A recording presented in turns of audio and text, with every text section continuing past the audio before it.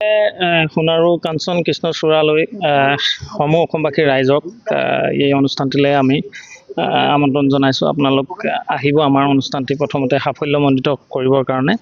অহা 2, 3, 4 জানুৱাৰীত আমি অনুষ্ঠিত কৰিছোঁ, ইতিমধ্যে কৰিছে। আৰু আচলতে এইবাৰ আমি বলিউডৰ শিল্পী আছে নীৰজ সিদ্ধৰ, তেখেতৰ লগত 7জন শিল্পী আহিব। আৰু তাৰ উপৰিও আমাৰতো স্থানীয় শিল্পীটো থাকিবই। আমি অনুষ্ঠানটো আৰম্ভণিৰ পৰা আমি জাতি বৰ্ণ নিৰ্বিশেষে মানে প্ৰতিটো অসমত বসবাস কৰা ধৰ্মাৱলম্বী মানুহৰ আমি অনুষ্ঠান ইয়াত ৰাখিছোঁ। ধৰক যেনে জিকিৰ জাৰিৰ পৰা আমি মানে অনুষ্ঠান আৰম্ভ হ'ব, শংকৰদেৱৰ হেৰিয়ৰ মানে বৰগীতলৈকে মানে গোটেই এটা বাৰেবৰণীয়া অনুষ্ঠান আমি চিন্তা কৰিছোঁ এইবছৰ, যিটো আমি বিগত বৰ্ষকেইটাত আমি কৰিবলৈ সক্ষম হোৱা নাছিলোঁ। আৰু যিমান দূৰ সম্ভৱ অনুষ্ঠানটোত যদি আপোনালোকে সকলোৱে আহি যদি সহায় সহযোগিতা আগবঢ়ায় আৰু এই অনুষ্ঠানটোৰ জৰিয়তে আচলতে আমি সমগ্ৰ বিশ্বলৈ এটা সেউজ বাৰ্তা আমি পঠিয়াবলৈ প্ৰত্যেক বছৰে চিন্তা কৰি আছোঁ। এইবছৰ আমি তাতকৈ অকণমান মানে চৰকাৰৰ ইতিমধ্যে কৈছে, চৰকাৰৰ অকণমান সহানুভূতি পাইছোঁ।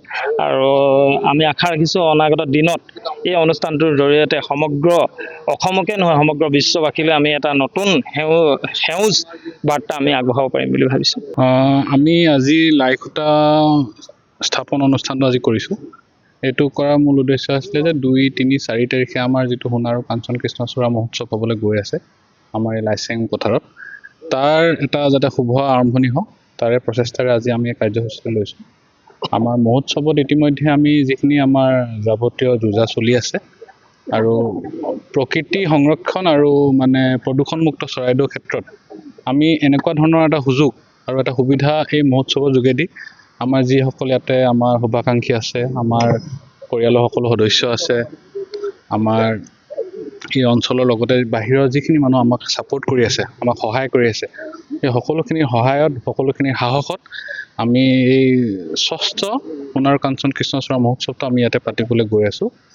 ইয়াতে আমাৰ গ্ৰন্থমেলা থাকিব, খাদ্য মেলা থাকিব, বস্ত্ৰ মেলা থাকিব আৰু যিটো ধৰণত মানে আমাৰ ইয়াতে সকলো মানুহে যাতে এমপ্লয়মেণ্টটো পায়, তেখেতলোকে যাতে এটা পৰিৱেশ পায়, এটা মানে যাতে মানুহৰ যিখিনি উঠি অহা ল'ৰা ছোৱালী আছে তেওঁলোকেও যাতে এটা ভাল এটা যে প্ৰকৃতি সংৰক্ষণৰ ক্ষেত্ৰত আমাৰ চৰাইদেউৰ এটা সংগঠন বা আমাৰ যিটো আমাৰ প্ৰকৃতি সংগঠন বুলি ক'ব লাগিব, যিটো আমি প্ৰচেষ্টা চলাইছোঁ সেইখিনিৰ বিষয়ে যাতে সৰু ল'ৰা ছোৱালীখিনি অৱগত হওক, সেইখিনিয়ে আমাৰ মানে মূল উদ্দেশ্য হয়। এটা চৰাইদেউ প্ৰশাসনে বিশেষভাৱে জড়িত আছে নেকি, যিহেতু আপুনি এজন প্ৰশাসনিক বিষয়া আৰু এইবাৰ আপুনি এই অনুষ্ঠানটোৰ লগত জড়িত হৈছে, প্ৰশাসনৰ কেনেকুৱা?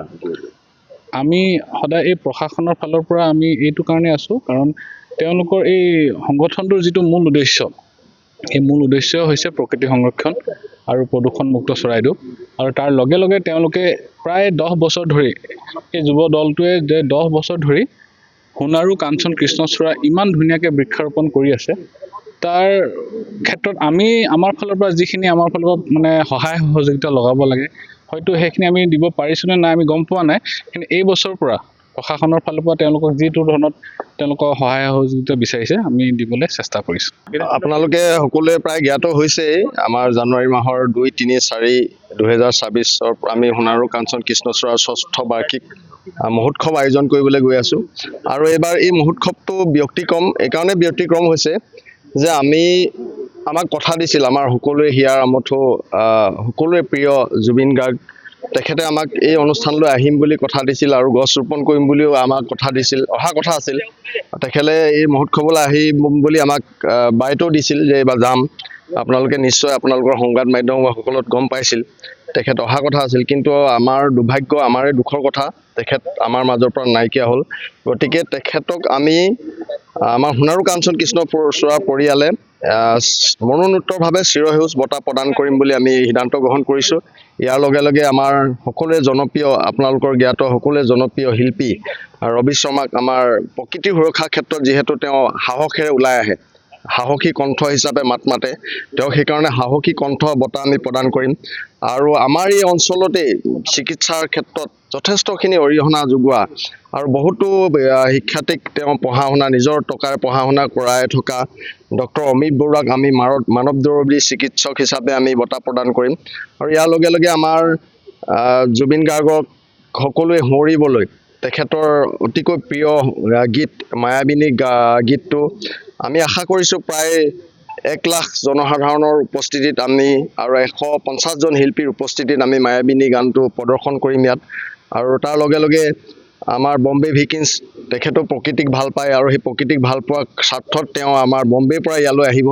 তেখেতৰ গোটেই প্ৰায় 12জন শিল্পীয়ে ইয়াত সংগীত পৰিৱেশন কৰিবহি। গতিকে সকলো ৰাইজকে সহায় সহযোগিতা বিচাৰিছোঁ অনাগত দিনত গোটেই যাতে চৰাইদেউ জিলাখনক আমি সকলোৱে একগোট হৈ সোণাৰু কাঞ্চন কৃষ্ণচূড়াৰ এক ৰঙীন আভাস দিব পাৰিম বুলি আমি আশা ৰাখিছোঁ। ধন্যবাদ।